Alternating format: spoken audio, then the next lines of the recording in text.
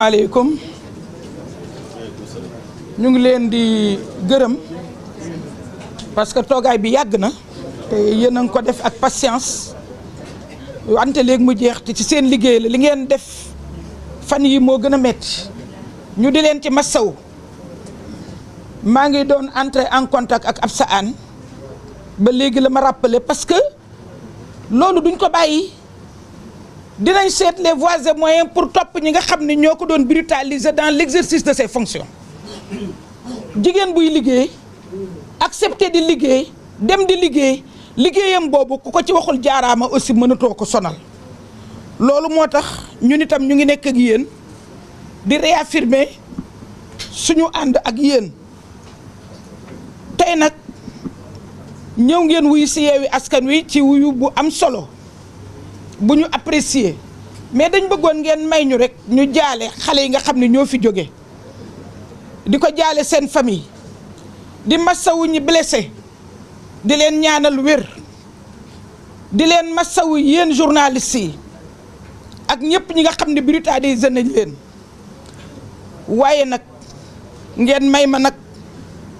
ci turu Yewwi Askan Wi ci turu askanu Sénégal ci turu ñëpp ñi nga xam ne ñu ngi sonn ci état de droit ñu gërëm nag suñu ay député féliciter leen rendre leen hommage massawu leen ci coono yi nga xam ne moom la ñu daj keroog te man de damay sant yàlla parce que def naa 15 ans assemblée mais dama ne leen loolu bu ma fa fekkoon dañ may rey ndax du dëgg du yoon te lu dul dëgg du yoon rek moom la ñu président Macky Sall habituel ngeen ñëw tey wuy si Yewwi Askan Wi ak ay composantam yëpp groupe parlementaire boobu moom laa doon gërëm léegi ay maire am ay conseiller am Yewwi Askan Wi ak ay candidat am yi war a dem le 25 février Yewwi Askan Wi ak ay candidat am spoliés waaye spoliation boobu du tax ñu naan dañuy installer le chaos Yewwi Askan Wi su fekkoon ne buñ ko attalee ñàkk rek mu installer le chaos kon mu def ko en avril 2022 en avril 2022 ku nekk xam na ni arbitrairement la ñu rejeté suñu liste taxul ñu installer le chaos bi ñu protesté ñu may ñu liberté lu rare le 8 juin ñu def une mobilisation de tonnerre àddina si yëpp di ko wax mayetuñ ñu ko le 17 bi ñu bëggee mobiliser les forces vives de la nation ñëw seet si ñu ñëpp ñëw wax ak ñun acteurs yëpp ñëw wax ak ñun dañoo teg ci suuf parce que ñun luy yàq Sénégal duñ ko def luy yàq démocratie duñ ko def loolu moo tax tey duñu nangu ñuy bafouer la démocratie Yewwi Askan Wi est toute forme et contre toute forme de report surtout quand on doit violer les dispositions de la Constitution ñun dafa am ñaari président yoo xam ne dañ leen bëgg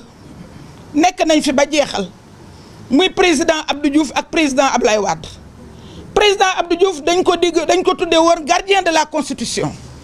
président Ablaye Wade ñu tudde ko le démocrate waaw ñooñu nag man de bëggoon naa ñu wax ma door a gëm bu nu waxoon ma gëm leen waaye dama jàpp ni comme ñoom dañu nuancé te loolu lañ leen caractériser dañu wax ak président te président jotul message bi Abdou Diouf daf ni président ni ma nekkee woon parce que mag booy yedd sa morom danga naan ko bu doon ni man a ni ma nekkee woon gardien de la constitution noonu nga nekkee gardien de la constitution garder la constitution préserver la constitution sàmmal la constitution loolu la ko Abdou Diouf wax président Abdoulaye Wade ni ko defal démocratie mooy boo jeexalee dem parce que rendre nañu compte ni depuis le 3 février le peuple sénégalais dans toute sa globalité s'est dressé comme un seul homme. Le peuple sénégalais n'acceptera pas qu'on use de quelque subterfuge que ce soit pour se maintenir au pouvoir. Le peuple sénégalais se mobilise et se mobilisera davantage. C'est pourquoi Yewwi Askan Wi, la sentinelle de la démocratie, ne peut pas rester en reste. Yewwi Askan Wi se dresse, se mettra en face de ce pouvoir parce qu'il y aura imposture. Si au 2 avril, il ne remet pas le pouvoir, il y aura bel et bien imposture, on se mettra en face pour arrêter cette imposture.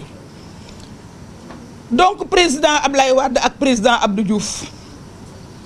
ma bëggoon dégg seen kàddu lool ndax Sénégal sax dañ leen nam ndeysaan bëggoon nag président percevoir message bi wax ko ni ko président yooyu dañ fi nekk ba jóge fi coup d'état musu fi am te ñaanuñu ko yàlla. wax ko ni ko président yooyu dañ fi nekk ba jóge fi parce que xamaguñu ba léegi organisation yi muy wax jihadiste mësu fi dugg te nit ku nekk da ngay seet sa nawle ci ki nga wuutu wala nga seet sa nawle ci ki lay wuutu nawle boobu nag moo tax ñu bëgg ko wax ni ko moom moo doon président assemblée ci 11e législature en 2007 pour que mu mën a nekk ci 11e législature au moment où certains pays africains nekkoon ci ay 3e législature ak 4e législature c'est que Sénégal dafa amul woon coup d'état ba tey je touche du bois ñoom ay ñii nekk 14e législature Sénégal di ko bàkkoo mu nekk président assemblée ma nekk vice-présidente ñu dem parlement européen nit ñi di ko tagg ci li Sénégal nekk ci à ce niveau de démocratie ñu dem Burkina Faso Marc Kaboré invité ñu di ko tagg ci li Sénégal nekk exemple ñu di ñu invité à travers le monde parce que Sénégal pays de démocratie la waay boo lekkee ci ndab ubal ba mu jekk loolooy teraanga ndax da nga bëgg keneen effectivement ñëw bokk ak yow ndab li loolu moo tax Yewwi Askan Wi nekk ci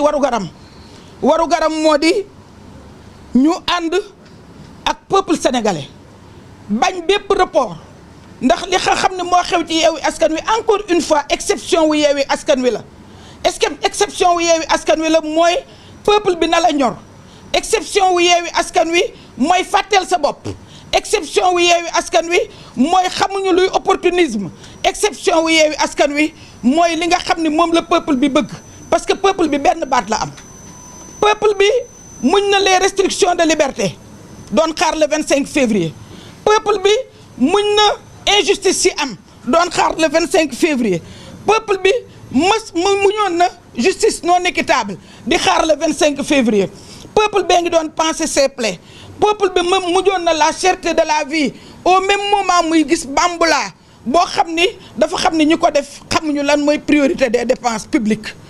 peuple bi muñoon na l'inefficacité des dépenses publiques peuple bi muñoon na ces prisonniers yi nga xam ni pour la première fois au Sénégal 1500 prisonniers politiques peuple bi muñoon na le chef de l'opposition bi nga xam ni ñu ngi ko tëj sans raison peuple bi muñoon na xañaate yi